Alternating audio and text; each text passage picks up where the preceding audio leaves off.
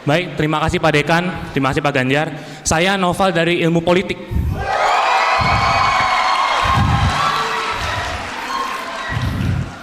Pada tanggal 21 April, Bapak dicapreskan oleh PDIP oleh Megawati Soekarno Putri.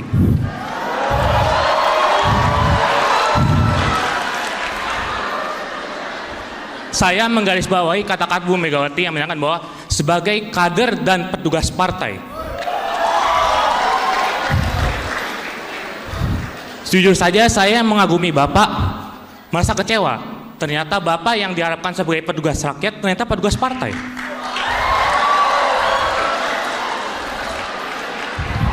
Pertanyaan saya, jika Bapak terpilih sebagai Presiden ke-8, apakah Bapak tetap dengan prinsip tuanku ya rakyat, gubernur hanya mandat, dan tidak menjadi boneka Megawati?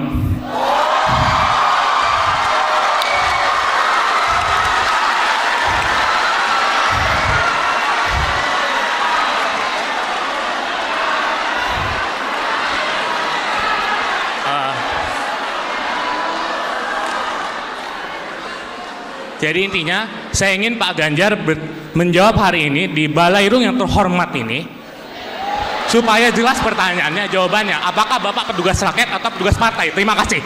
Bentar, sabar. Bentar. Saya nggak terlalu dengar yang terakhir tadi apa? Apakah Bapak apa? Coba yang lain tenang dulu.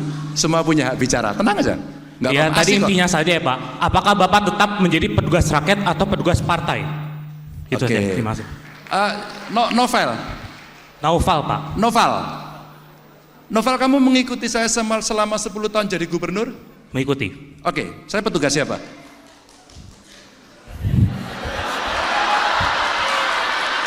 Finish. Ada banyak ketakutan seperti Stella. Saya coba melihat Stella. Generasi milenial kita itu menghadapi situasi yang tidak mudah. Dia double burden karena dia mulai mulai usia 30-an ya berarti ya sekarang. 30-an. Dia memikirkan diri sendiri tapi memikirkan orang tuanya. Generasi yang lebih muda itu ternyata dia berada dalam ketakutan masa depan. Tekanan mental tadi luar biasa, pilihan hidup menakutkan karena dia mesti bersaing dengan teknologi. Ada beberapa yang kemudian maaf harus mengakhiri hidup. Saya masukkan kesehatan mental tadi. Karena cerita aja Stella. Ini saya mau cari yang mungkin membantu menjawab. Pak Ganjar, saya direktur rumah sakit anak buah saya nih. Tapi rumah sakit jiwa Pak, nggak ada pendapatan Pak. Boleh nggak Pak diganti rumah sakit umum? Awalnya saya mau. Tapi apa yang terjadi? Saya ditelepon oleh teman dokter ahli jiwa ngomong, Mas Ganjar jangan. Tidak terlalu banyak orang yang mau investasi atau menyediakan fasilitas untuk itu. Saya kaget ketika banyak bullying terjadi. Terus kemudian orang takut menghadapi masa depan, kemudian stres menggunakan gadget, juga stres dan seterusnya. Maka beban-beban kehidupan mereka menjadi penting. Dan angka bunuh diri kemarin cukup meningkat.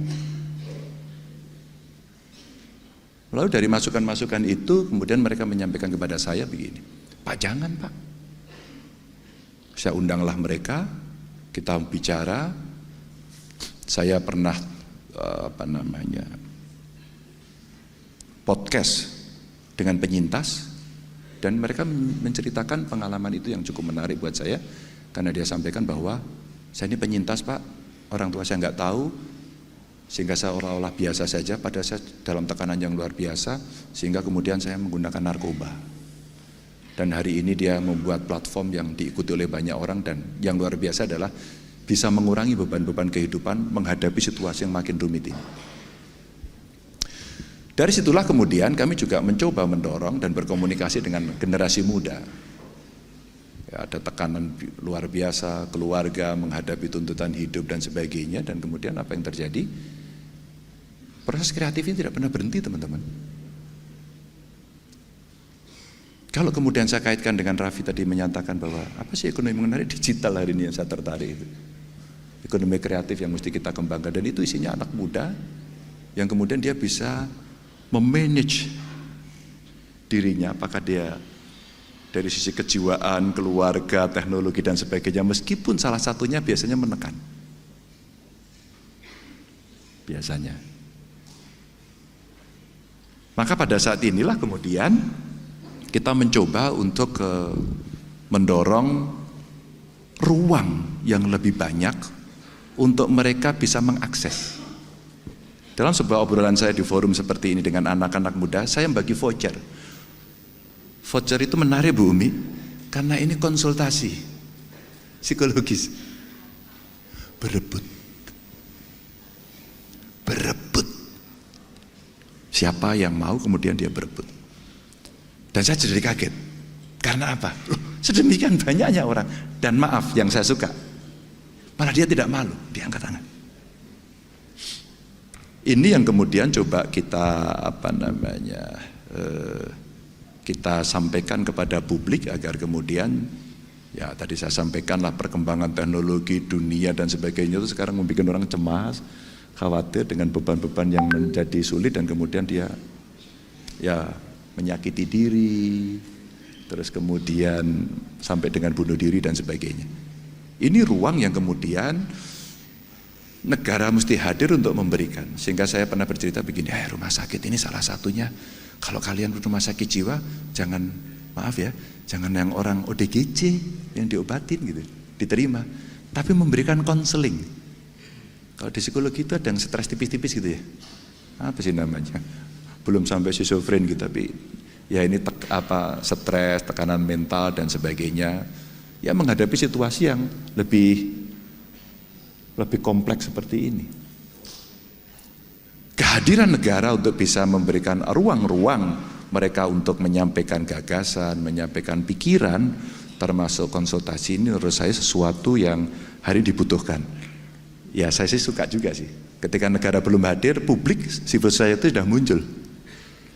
Sehingga bisa mendampingi mereka. Apa sih problemmu? Saya takut dengan masa depan, saya stres, saya ada masalah keluarga, hari ini saya tertekan, saya tidak bisa menyampaikan, dan seterusnya. Itu yang hari ini mesti membuka ruang. Nah, beberapa platform secara digital tadi ternyata cukup bisa menyampaikan, sehingga Alkisah, apa bro, waktu ini saya tanya kepada kawan itu, apa bro yang sesuatu nilai positif yang bisa kamu berikan? Saya bangga aja Pak, beberapa orang yang mau bunuh diri tidak jadi dan dia menyampaikan itu.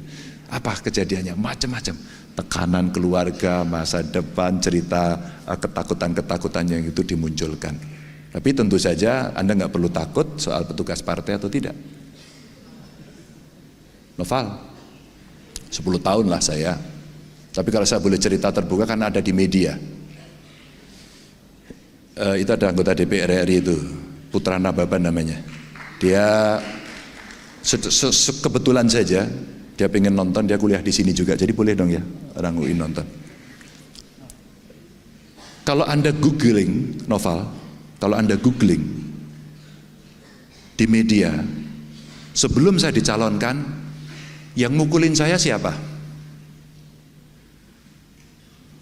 Kamu nggak ngikuti pasti ya. Kamu tahu nggak? Saya digebukin publik. Tenang, nggak usah marah. Ngikuti nggak Nova? Saya mengikuti Bapak tuh sejak 2017 Pak, jadi mungkin kalau ke belakang kurang Pak. No, ini belum 2017 kok. Oh. Ini baru kemarin. Sebelum saya pencalokan itu, Ganjar dicalonkan atau tidak gitu. Di partai saya kan namanya tidak hanya Ganjar kan, ada yang lain ya. Kan rame itu. Iya. Mbak Puan UI loh. Alumni ya, alumni UI, sama-sama kita, tenang aja. Saya digebukin oleh teman sendiri, dan itu buat saya, kami biasa saja. Belum putus kok, belum putus itu dinamika seperti itu saya nikmati biasa saja. Saya kader partai, tapi presiden bukan, gubernur bukan, itulah melayani.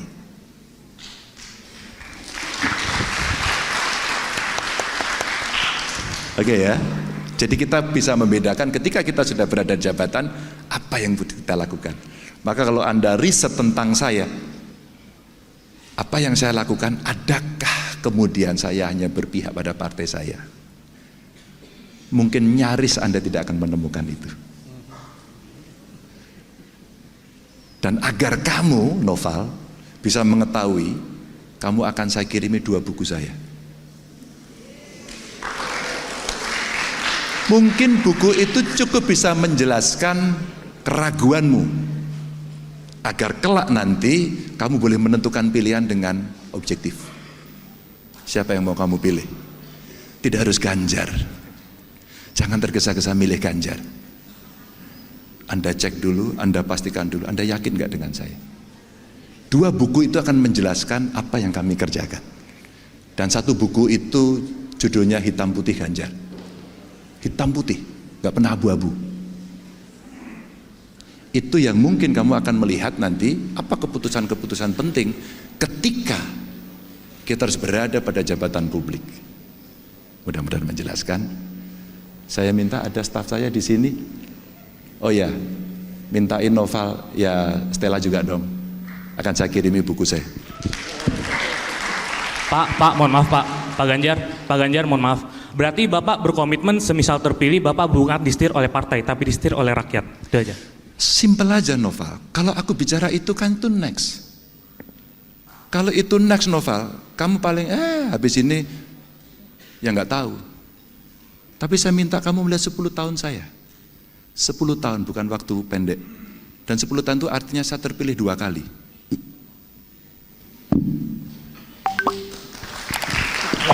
Terima kasih Pak Ganjar. Terima kasih sekali.